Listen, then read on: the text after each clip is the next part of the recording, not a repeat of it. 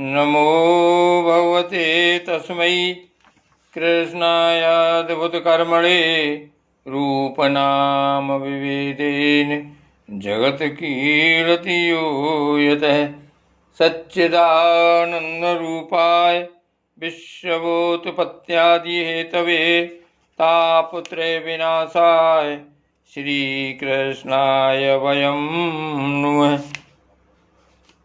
श्रीमद्भागवत महापुराण दशम स्कंध उत्तरार्ध 50वां अध्याय जरासंध से युद्ध और द्वारकापुरी का निर्माण। श्री सुखदेव जी कहते हैं, भरत वंश शिरोमणि परीक्षित कंस की 2 रानियां थीं। अस्थि और प्राप्ति पति की मृत्यु से उन्हें बड़ा दुख हुआ और वे अपने पिता की राजधानी में चली गईं। उन दोनों का पिता था मगधराज जरासंध। उससे उन्होंने बड़े दुख के साथ अपने विधवा होने के कारणों का वर्णन किया। परीक्षित यह अप्रिय समाचार सुनकर पहले तो जरासंध को बड़ा शोक हुआ, परंतु पीछे हुआ क्रोध से तिलमिला उठा। उसने यह निश्चय करके कि मैं पृथ्वी पर एक भी यदुवंशी नहीं रहने दूंगा, युद्ध की बहुत बड़ी तैयारी की और 23 अक्षौहिणी सेना के साथ यदुवंशियों की राजधानी मथुरा को चारों ओर से घेर लिया।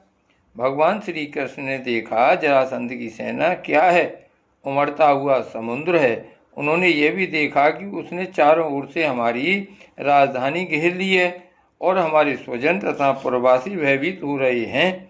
भगवान श्री कृष्ण पृथ्वी का भार उतारने के लिए ही मनुष्य का वेश धारण किए हुए हैं। अब उन्होंने विचार किया कि मेरे अवतार का क्या प्रयोजन है और इस समय इस स्थान में मुझे क्या करना चाहिए।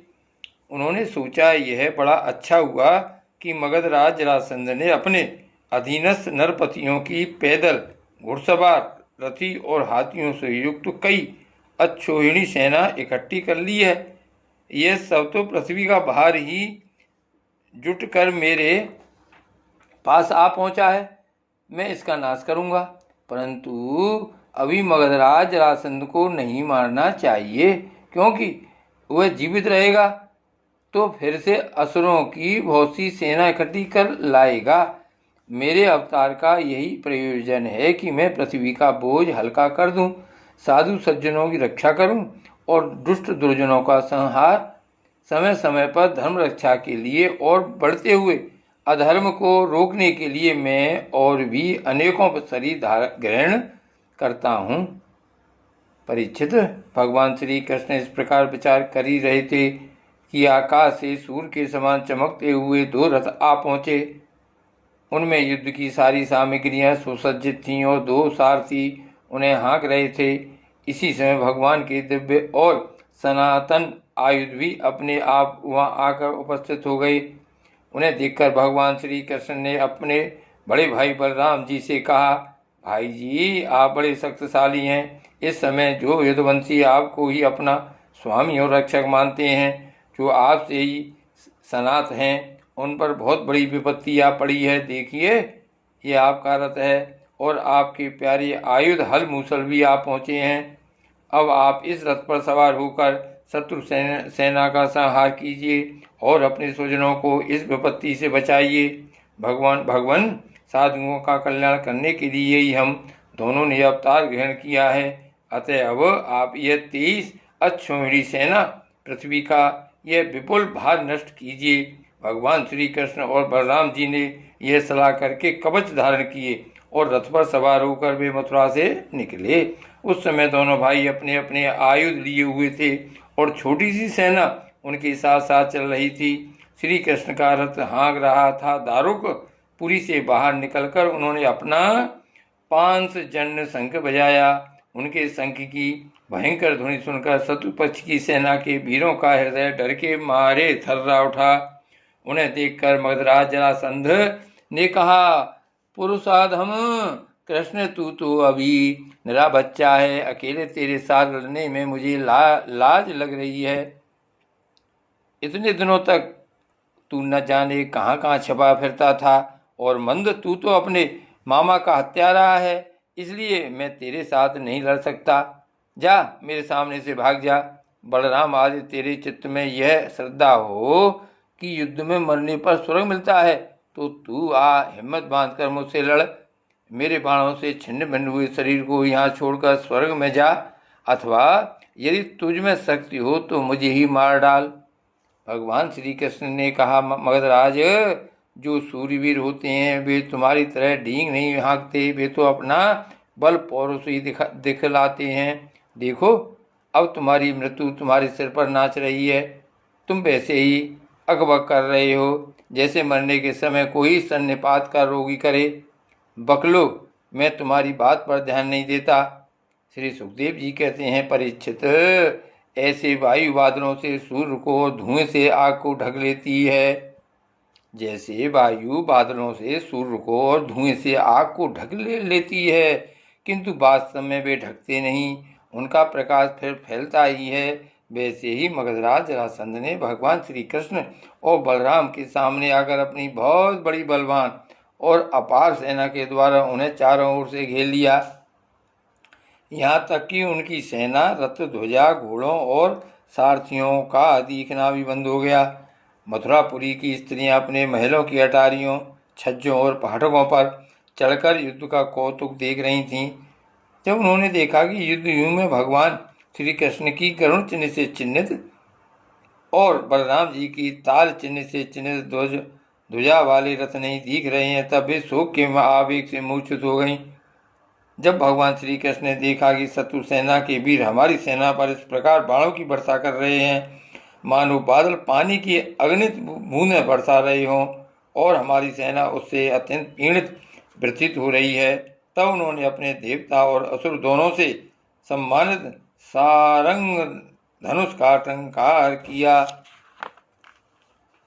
इसके बाद वे तरकस में से बाण निकालने, उन्हें धनुष पर चढ़ाने और धनुष की डोरी खींचकर झुंड के झुंड बाण छोड़ने लगे। उस समय उनका हुआ धनुष इतनी स्फूर्ति से घूम रहा था मानो कोई बड़े वेग से अलाद चक्र लोकारी घुमा रहा हो। इस प्रकार भगवान श्री कृष्ण जरासंध की चतुरंगणी हाथी, घोड़े, रथ और पैदल सेना का संहार करने लगे। इससे बहुत से हाथियों के सिर फट गए और वे मर मर कर गिरने लगे। बाणों की बौछार से अनेकों घोड़ों के सिर धड़ से अलग हो गए। घोड़े, ध्वजा, सारथी और रथियों के नष्ट हो जाने से बहुत से रथ बेकाम हो गए। पैदल सेना की बाहें, जांघ और सिर आदि अंग प्रत्यंग कट कट कर गिर पड़े। उस युद्ध में अपार तेजस्वी भगवान बलराम जी ने अपने मूसल की चोट से बहुत से मतवाले शत्रुओं को मार मार कर उनके अंग प्रत्यंग से निकले हुए खून की सैकड़ों नदियां बहा दी। कहीं मनुष्य कट रहे हैं तो कहीं हाथी और घोड़े छटपटा रहे हैं। उन नदियों में मनुष्यों की भुजाएं सांप के समान जान पड़ती हैं और सिर इस प्रकार मालूम पड़ते मानो कछुओं की भीड़ लग गई हो। मरे हुए हाथी द्वीप जैसे और घोड़े गिराहों के समान जान पड़ते। हाथ और जांघें मछलियों की तरह, मनुष्यों के केस सेवा के समान, धनुष तरंगों की भांति और अस्त्र शस्त्र लता एवं तिनकों के समान जान पड़ते। ढालें ऐसी मालूम पड़ती मानो भयानक भंवर हों। बहुमूल्य मणियाँ और आभूषण पत्थर के रोड़ों तथा कंकड़ों के समान बहे जा रहे थे। उन नदियों को देखकर कायर पुरुष डर रहे थे और वीरों का आपस में खूब उत्साह बढ़ रहा था। परीक्षित, जरासंध की वह सेना समुद्र की समान दुर्गम, भयावह और बड़ी कठिनाई से जीतने योग्य थी, परंतु भगवान श्री कृष्ण और बलराम जी ने थोड़े ही समय में उसे नष्ट कर डाला। वे सारे जगत के स्वामी हैं, उनके लिए एक सेना का नाश कर देना केवल खिलवाड़ ही तो है। परीक्षित, भगवान के गुण अनंत हैं। वे खेल खेल में ही तीनों लोगों की उत्पत्ति, स्थिति और संहार करते हैं। उनके लिए यह कोई बड़ी बात नहीं है कि वे शत्रुओं की सेना का इस प्रकार बात की बात में सत्यानाश कर दें। तथापि जब वे मनुष्य का सा वेश धारण करके मनुष्य की सी लीला करते हैं तब उसका भी वर्णन किया ही जाता है।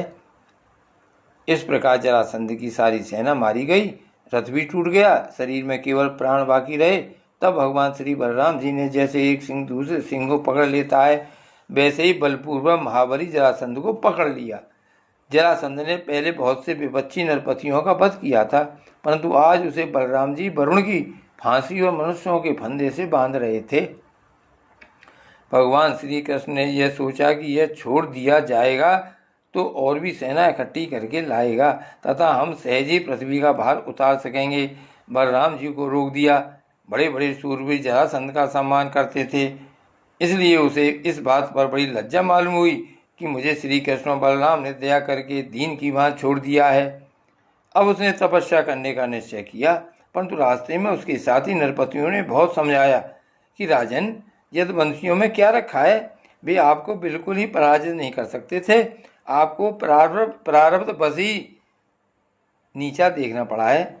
उन लोगों ने भगवान की इच्छा, फिर विजय प्राप्त करने की आशा आदि बल बतलाकर तथा लौकिक दृष्टांत एवं युक्तियां दे देकर यह बात समझा दी कि आपको तपस्या नहीं करनी चाहिए। परीक्षित, उस समय मगधराज जरासंध की सारी सेना मर चुकी थी। भगवान बलराम जी ने उपेक्षा पूर्वक उसे छोड़ दिया था। इससे वह बहुत उदास होकर अपने देश मगध को चला गया।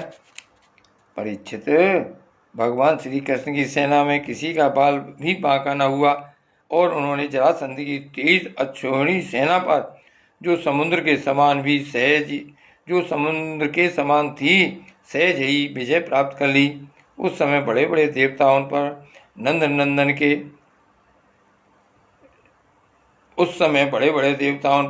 नंदन बन के पुष्पों की वर्षा और उनके इस महान कार्य का अनुमोदन प्रशंसा कर रहे थे।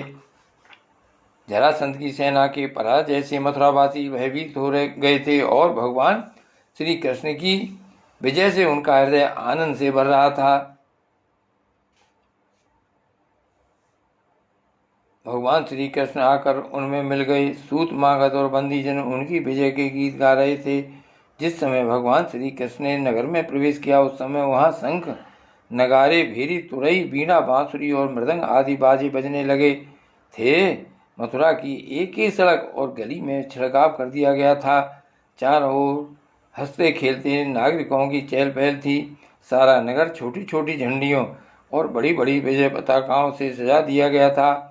ब्राह्मणों की भी ध्वनि गूंज रही थी और सब और आनंदोत्सव के सूचक बंधनवार बांध दिए गए थे। जिस समय श्री कृष्ण नगर में प्रवेश कर रहे थे, उस समय नगर की नारियां प्रेम और उत्कंठा से भरे हुए नेत्रों से उन्हें स्नेह पूर्वक निहार रही थीं और फूलों के हार, दही, अक्षत और जौ आदि के अंकुरों की उनके ऊपर वर्षा कर रही थीं। भगवान श्री कृष्ण रणभूमि से अपना अपार धन और वीरों के आभूषण ले आए थे। वह सब उन्होंने यदुवंशियों के राजा उग्रसेन के पास भेज दिया। परीक्षित, इस प्रकार 17 बार 23 अक्षौहिणी सेना इकट्ठी करके मगधराज जरासंध ने भगवान श्री कृष्ण के द्वारा सुरक्षित यदुवंशियों से युद्ध किया, किंतु यादवों ने भगवान श्री कृष्ण की शक्ति से हर बार उसकी सारी सेना नष्ट कर दी। जब सारी सेना नष्ट हो जाती, तब यदुवंशियों के उपेक्षा पूर्वक छोड़ देने पर जरासंध अपनी राजधानी में लौट जाता। जिस समय 18वां संग्राम छिड़ने वाला ही था,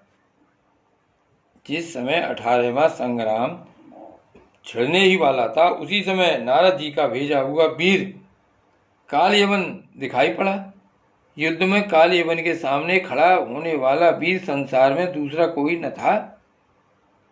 उसने जब यह सुना कि यदुवंशी हमारे ही जैसे बलवान हैं और हमारा सामना कर सकते हैं, तब 3 करोड़ मलेच्छों की सेना लेकर उसने मथुरा को घेर लिया।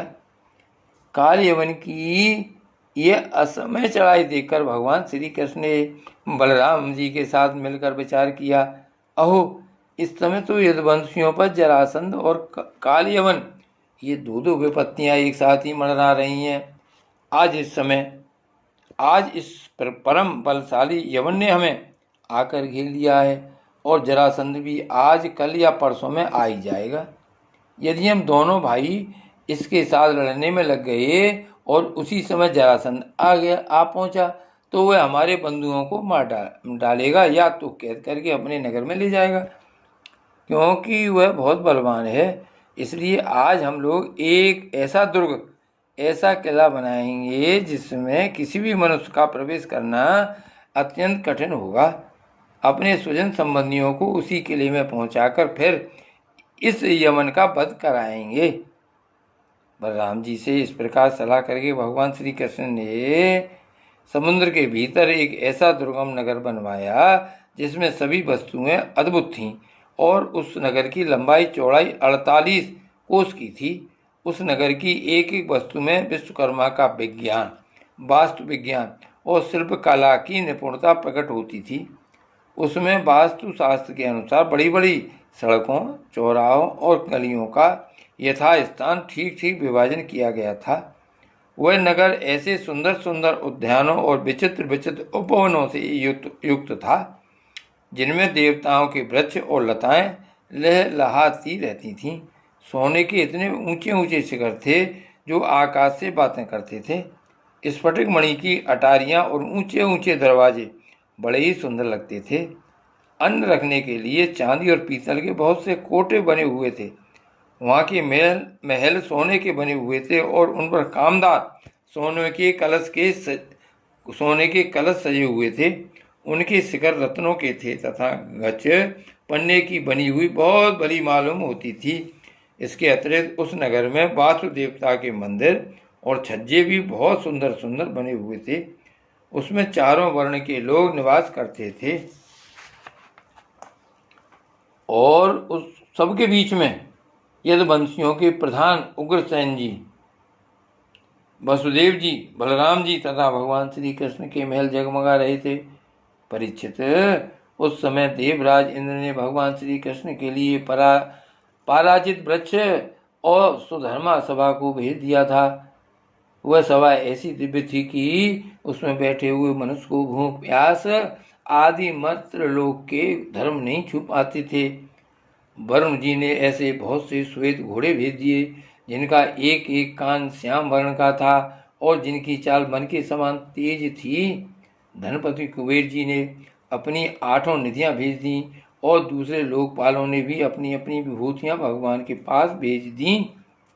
परीक्षित, सभी लोकपालों को भगवान श्री कृष्ण ने ही उनके अधिकार के निर्वाह के लिए शक्तियां और सिद्धियां दी हैं। जब भगवान श्री कृष्ण पृथ्वी पर अवतीर्ण होकर लीला करने लगे तब सभी सिद्धियां उन्होंने भगवान के चरणों में समर्पित कर दी। भगवान श्री कृष्ण ने अपने समस्त स्वजन संबंधियों को अपनी अचिंत महाशक्ति योग माया के द्वारा द्वारका में पहुंचा दिया।